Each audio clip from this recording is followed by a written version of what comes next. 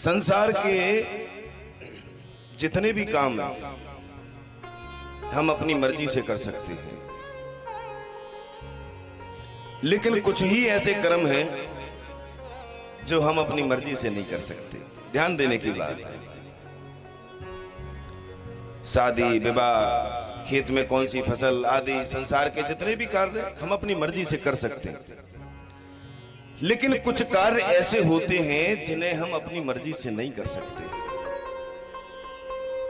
इन्हें करने के लिए तो प्रभु की पूरी कृपा चाहिए, तभी होता। संत समागम हरि कथा तुलसी दुर्लभ।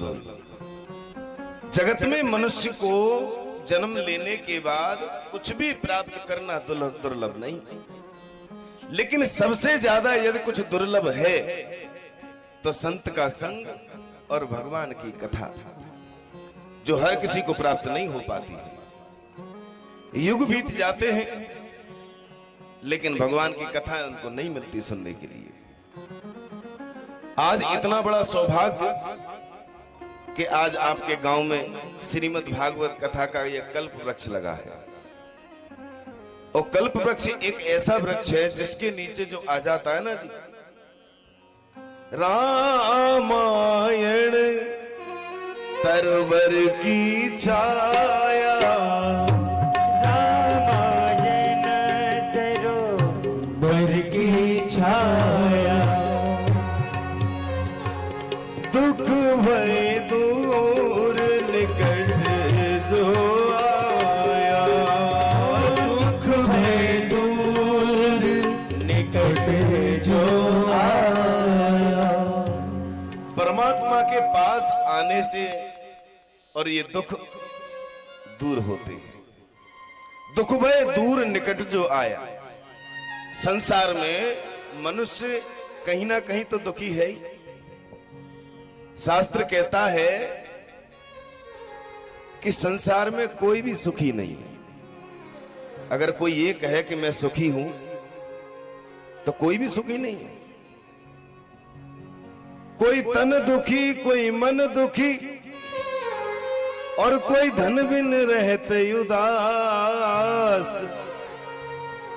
थोड़े थोड़े सब दुखी,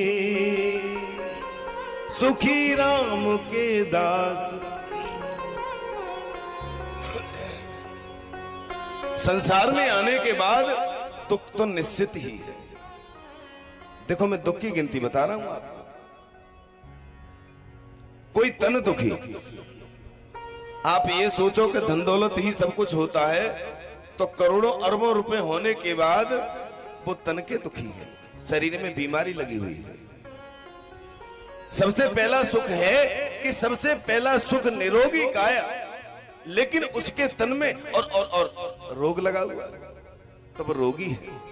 दौलत होने से वो सुखी नहीं हुआ। कोई तन दुखी और दौलत बहुत है, कोई मन से परेशान है। सुनो तात अब मानस रोगा, जिनसे दुख पामे सब लोगा। मनुष्य हम मन के कारण ही दुखी है। मन हमारा दुखी है, मन हमारा विषयों में लगा हुआ है। मन की कोई इच्छा पूरी नहीं होती तो कोई मन दुखी, और कोई धन भी न रहे तो उदास। किसी के पास धन की कमी है, कितना भी कमावे पर पार नहीं पड़ती महाराज। थोड़े थोड़े सब दुखी हैं, लेकिन जिस जगह पे आप बैठे हो ना, सुखी राम के दास, आज से आप भगवान के दास बन गए और सब कुछ परमात्मा पर छोड़ दीजिए। आप कुछ नहीं होगा। विश्वास और फलदायक है। संसार में यदि कोई विश्वास करने के लायक है तो वो भगवान है। संसार पर हम किसी पर कितना विश्वास कर लें, ये तो धोखा एक ना एक दिन मिलना ही है। ये तो धोखा दे के जाने, वैसे नहीं जाएंगे तो शरीर एक ना एक दिन मर जाएगा तो धोखा दे जाएगा। लेकिन एक परमात्मा ही ऐसा, हम कितनी भी कहें कि हम तुम्हारे साथ कम से कम 20 साल रहेंगे, ये हमारा विश्वास करिए आप, लेकिन क्या पता कब सांसें बंद हो जाए। वो वायदे झूठे हो जाते हैं। लेकिन परमात्मा से किया गया वायदा या परमात्मा ने तुमसे जो कर दिया वायदा वो निश्चित पूर्ण होगा। विश्वास करने लायक है तो वो प्रभु है। पंचम भजन सो वेद प्रकाशा। विश्वास, परमात्मा के प्रति एक दृढ़ विश्वास होगा तब आपकी भक्ति प्रकट होगी।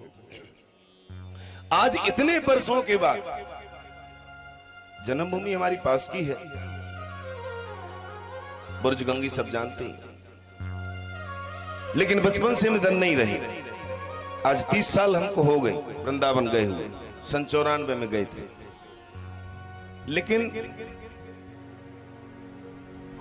आते जाते बराबर क्षेत्र में कथाएं होती हैं। आपके गांव के बारे में सुना कि अभी तक कथा नहीं हुई है, बड़ी विचित्र बात है। और उससे भी ज्यादा विचित्र बात यह है कि अब कथा भगवान की हो रही है। यह बड़ी प्रभु की ही कृपा है। भगवान की कथा को ये चाहे कि मैं करवा लूं तो ऐसा कभी नहीं हो सकता है। ये तो राम कृपा बिन सुलभ न सोई, परमात्मा की कथा तो परमात्मा की कृपा से ही होती है। मनुष्य तो केवल संकल्प ले सकता है कि मैं ये काम करूंगा, लेकिन वो संकल्प तुम्हारा तब पूरा होगा जब प्रभु की कृपा हो। मैंने संकल्प लिया कि मैं अपने बेटे का विवाह या बेटी का विवाह उधर करूंगा, संकल्प ही तो मन का, अभी पूरा थोड़ी हो गया। इसमें हमें कर्म करना पड़ेगा।